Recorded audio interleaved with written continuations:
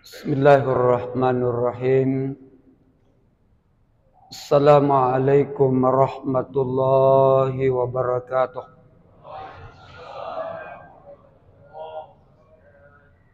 Alhamdulillahi rabbil alamin. Wa ilaikal mustaka wa antal musta'an. Wala haula wala quwata illa billah. Asyhadu an la ilaha illallah wahdahu la syarikalah. Hasbunallah wa ni'mal wakil. Ni'mal maula wa ni'man nasir. La haula wala quwata illa billah. Wa asyhadu anna Muhammadan abduhu wa rasuluhul nabiyul karim. Allahumma salli ala Muhammadin wa ala alihi wa sahbihi wa man walah. Amma ba'd. Faqad qala Allah Ta'ala fi kitabihil aziz wa huwa asdaqul qailin. A'udzu billahi minasy syaithanir rajim. Bismillahirrahmanirrahim. Wala tusair haddaka linnas wala tamshi fil ardi maraha. Innallaha la yuhibbu kulla mukhtalin fakhur. Shadaqallahul azim. Ma'asyiral muslimin sidang jemaah Isya dan Tarawih yang insya Allah dimuliakan dan dirahmati oleh Allah. Malam ini tidak terasa dalam pergeseran masa dan pertukaran waktu, kita sudah berada di malam yang ke-14 Ramadan. Ada dua harapan kita yang sangat besar. Yang pertama, tentu kita sungguh sangat amat berharap mudah-mudahan seluruh aktivitas amalia Ramadan yang sudah kita lakukan selama 13 hari dan 14 malam dengan malam hari ini, Allah Subhanahu wa Ta'ala terima lalu kemudian membalas dengan pahala yang berlipat ganda insya Allah. Kemudian yang kedua, tentu kita berharap jemaah sekalian yang dimuliakan Allah, mudah-mudahan sisa Ramadan yang tinggal kurang lebih separuh ke depan, Allah Subhanahu wa Ta'ala tetap memberikan kesehatan, kekuatan lahir dan batin, kesempatan, sehingga mudah-mudahan Ramadan tahun ini bisa kita tuntaskan sampai akhir insya Allah. Jemaah sekalian yang dimuliakan Allah, mari juga kita bersalawat kepada Rasulullah. Allahumma salli ala Muhammad. Salawat ini penting untuk kita jadikan sebagai pembahasa bibir dan penghias lisan kita. Oleh karena Nabi jelaskan dalam sebuah hadis, man nasiya salatan alayya, kata Nabi, siapa yang lupa bersalawat kepadaku, paman nasiya tarikan ilal jannah, maka akan lupa jalannya menuju ke surga. Kemudian yang kedua, di hadis yang lain Nabi jelaskan bahwa orang yang paling kikir dalam pandangan Islam bukan orang yang tidak mau menginfakkan sebahagian dari rezeki yang Allah berikan. Kalau ada orang yang dikasih oleh Allah melimpah rezeki dalam hidup dan kehidupan mereka, lalu kemudian ia tidak mau berinfak dan bersedekah, itu orang kikir. Tetapi yang paling kikir dalam pandangan Islam, kata Nabi, adalah orang yang tidak mau bersalawat kepada beliau. Nah, oleh karena itu mari kita tradisikan setiap kita dengar namanya Rasulullah Muhammad sallallahu alaihi wasallam disebutkan, kita bersalawat kepadanya minimal Allahumma sholli ala Muhammad. Jemaah Isya dan Tarawih yang dimuliakan Allah, ada salah satu sifat dan perilaku manusia yang sungguh-sungguh sangat amat dibenci oleh Allah, sehingga sejatinya sifat dan perilaku ini kita manfaatkan momentum Ramadan untuk membersihkan diri, mensucikan diri dari perilaku ini.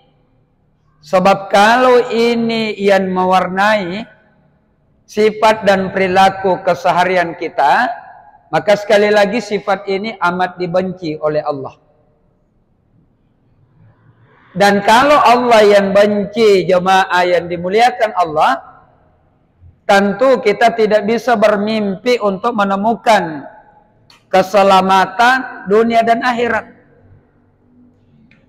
Berbeda kalau makhluk-makhluk Allah yang lain membenci kita, orang lain yang tidak senang kepada kita, belum tentu kita tidak selamat dunia akhirat. Tetapi kalau Allah yang benci, kita tidak bisa bermimpi menemukan keselamatan dunia akhirat. Sifat dan perilaku itu, jemaah yang dimuliakan Allah, ini yang saya ingin jadikan sebagai tema sentral dalam kajian singkat kita di malam yang ke-14 malam hari ini, yaitu sifat sombong atau takabur. Jadi orang yang sombong, orang yang takabur, itu dibenci oleh Allah. Kita coba lihat di dalam ayat surat Luqman ayat 18. Di sana Allah tegaskan, wala tusair haddaka linnas. Jangan engkau palingkan mukamu dari manusia karena sombong. Adakah orang yang seperti itu? Ketemu dengan sesamanya, mungkin karena merasa levelnya tidak selevel, mungkin merasa status sosialnya tidak sama, lalu kemudian ketemu dengan orang itu, lalu ia palingkan mukanya. Allah ingatkan, tidak boleh berperilaku seperti itu. Itu yang pertama. Yang kedua, wala tamshi fil ardi maraha. Jangan engkau berjalan di atas muka bumi ini dengan angkuh. Mungkin karena ia merasa sempurna, merasa tidak punya kekurangan apa-apa, merasa serba lengkap, lalu kemudian dengan angkuhnya berjalan di atas muka bumi ini. Tentu ada orang yang berperilaku seperti ini, jemaah Isya dan Tarawih yang dimuliakan Allah. Tidak mungkin Allah mengingatkan seperti ini kalau tidak ada hambanya yang berperilaku seperti itu. Janganlah engkau berjalan di atas muka bumi ini, kata Allah, dengan angkuh. Kenapa? Innallaha la yuhibbu kulla mutalin fahur. Sebab sesungguhnya Allah tidak menyukai, tidak menyenangi, membenci orang-orang yang sombong lagi membangga-banggakan dirinya.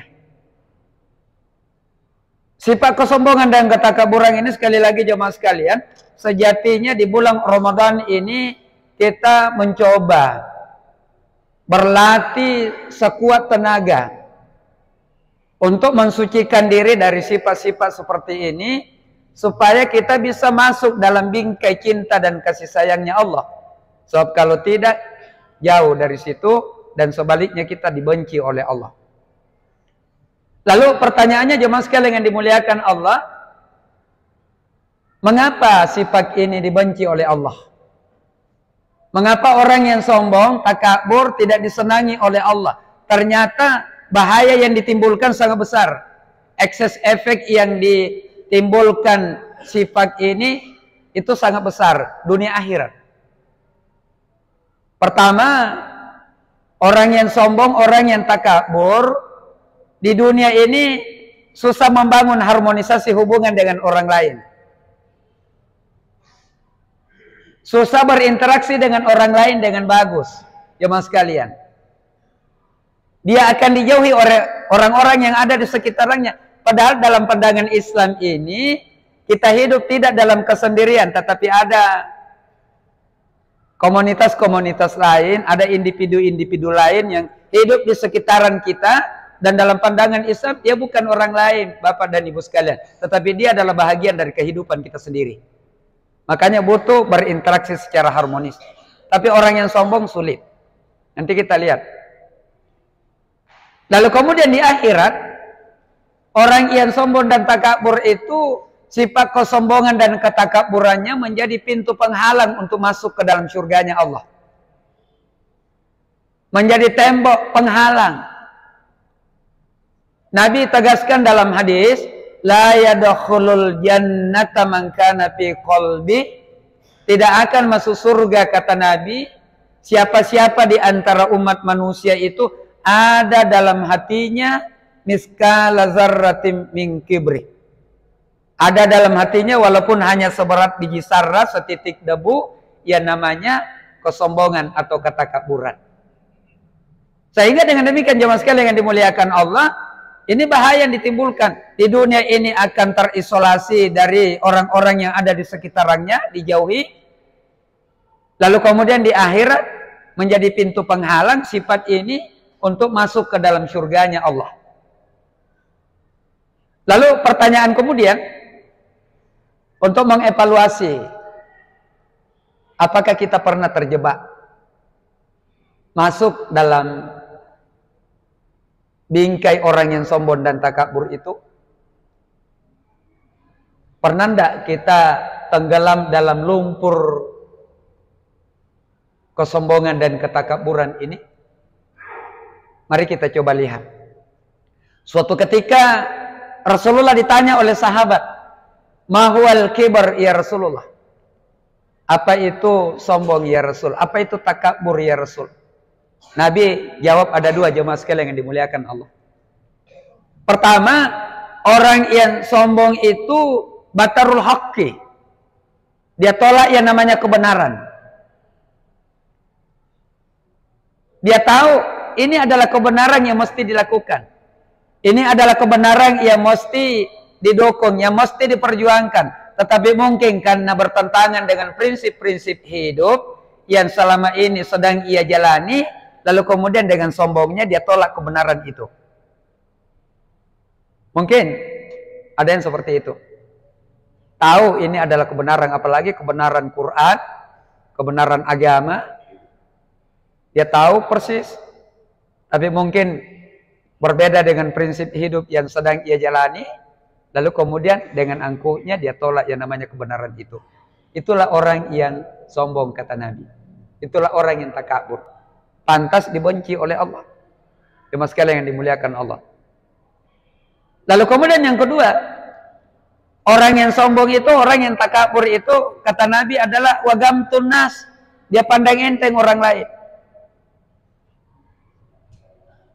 Sekarang ini kadang-kadang kita sedih jemaah Isya dan Tarawih yang dimuliakan Allah, prinsip-prinsip saling menyayangi, prinsip-prinsip saling menghormati, itu kadang-kadang tergerus oleh kepentingan dunia yang sifatnya sesaat, akibat karena hadirnya sifat kesombongan dan ketakaburan ini pada seseorang. Sehingga yang muncul kemudian bukan saling menghargai, saling mencintai, saling menyayangi, tetapi yang muncul adalah saling mencaci, saling membenci, saling menghina, saling menghujat, dan lain sebagainya. Pantas kalau dijauhi oleh orang-orang yang ada di sekitarnya. Logikanya sederhana jemaah Isya yang dimuliakan Allah. Ketika kita berinteraksi dengan orang itu lalu kemudian kita dipandang enteng, kita dilihat sebelah mata, kita direndahkan, tentu secara psikologis kita sulit untuk membangun hubungan dengan mereka. pasti kita akan jauh dari dia. Inilah sehingga saya katakan tadi bahwa kalau kita lihat dari kajian sosiologi agama, orang yang memiliki sifat kesombongan dan ketakaburan itu sulit membangun harmonisasi hubungan dengan orang lain. Nah, oleh karena itu kesimpulannya adalah sifat kesombongan dan ketakaburan ini mesti kita jauhi sejauh-jauhnya, mesti kita kubur sedalam-dalamnya. Jemaah sekalian yang dimuliakan Allah, dan hadirnya Ramadan ini mesti menjadi momentum untuk melakukan itu. Tazkiyatun nufus, membersihkan jiwa raga kita dari sifat kesombongan dan ketakaburan. Penutup jemaah sekalian yang dimuliakan Allah. Lalu setelah itu kita jauhi, lalu apa gantinya? Kesimpulannya adalah kita ganti sifat kesombongan itu dengan sifat ketawaduan. Wa ibadur rahman, hamba Allah yang maha pemurah itu, wa idza khatabahumul jahiluna qalu salama. Intinya adalah ketika ditegur oleh orang lain, ya.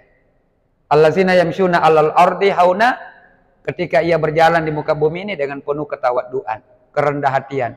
Wa idza khatabahumul jahiluna qalu salama, kalau ditegur oleh orang lain, berkomunikasi dengan orang lain, disapa oleh orang lain, jangankan kalimat yang baik, kalimat yang tidak baik saja disampaikan kepadanya, qalu salama, dia jawab dengan kata-kata yang mengandung keselamatan.